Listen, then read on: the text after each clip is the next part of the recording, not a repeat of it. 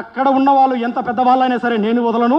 నేను ఎవరనుకుంటున్నావు? చిన్నంతరం పెద్దంతరం లేదా? Give respect and take respect. అసలు చెప్పు తెగద్దు నా ఎలా ఏంటి బ్రో అంత మాట? ఓరు బాబోయ్, పొద్దున ఈ దరిద్ర ఫేస్ చూశాను. ఏం జరుగుద్దో ఏమిటో. మేమంతా కలిసి మీ పిల్లల్ని చదివించడానికి రెడీ అని చెప్పి పగ్గిలిపోయింది, అసలు మామూలుగా లేదు. నెల్లూరుకి సిగ్గు చెట్టు. సిగ్గులేని వాడితో మాట్లాడేందుకు వెళ్ళండి, వెళ్ళి మీ పని చూసుకోండి. మంచి బట్టలు వేసుకోకూడదా? నేను నగలు వేసుకోకూడదా? నువ్వేదో కొంచెం తేడాగా కనపడుతున్నావే.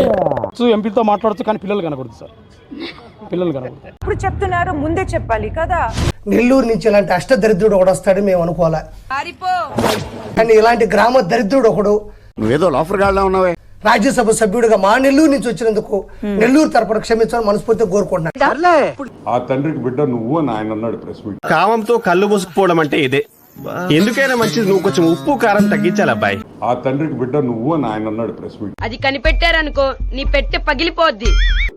కానీ అది పూజకి పనికిరాని పువ్వు.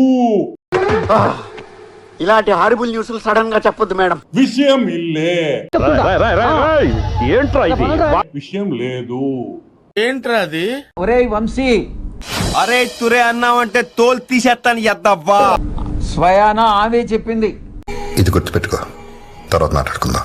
శాంతి చెప్పిన ప్రకారము విజయసాయి రెడ్డి గారు కూడా డిఎన్ఏకి రావాల్సిందే. నేనంటే నీకు ఎందుకు అంత ఇష్టం? మొదటి నుంచి మీరంటే విపరీతమైన పాజిటివ్ వైబ్రేషన్స్ నాకు. Give me one hug. ఆ ఆదివాసీ మహిళే చెప్పింది. అన్ని ఎన్నాళ్ళు ఇలా బురుడి కొట్టిస్తారు?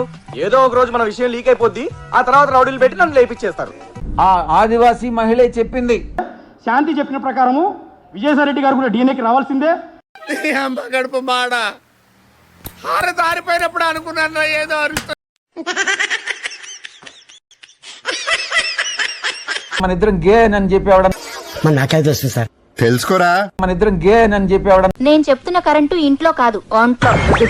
నా ఒంట్లో కరెంట్ అపార్ట్మెంట్ పెద్ద పవర్ ప్లాంట్ ఉంది. దూరంగానే నిల్చోండి. మేమేం ఎస్సీ ఎస్టీలం కాదు. చివరకు నన్ను బురిడించేస్తావా? కర్ణా చంపేద్దారా, వీళ్ళంతా మారరా. నేను మనిషినండి, ఉండండి. ఇష్టపూర్వకంగా నేను ఒక మనిషితో ట్రావెల్ చేసే హక్కు నాకుంది. ఈరోజు సుప్రీం కోర్టులే ఆర్డర్ ఇచ్చినాయి, ఆడదానికి నచ్చినట్టు బతకమని. రామచంద్ర ఈడు ఓవర్ యాక్షన్ భరించలేకపోతున్నాను రా. ఇది నాకు సార్తో ఉన్న పరిచయం. ఏం చాలా భయాన్ని నీతులు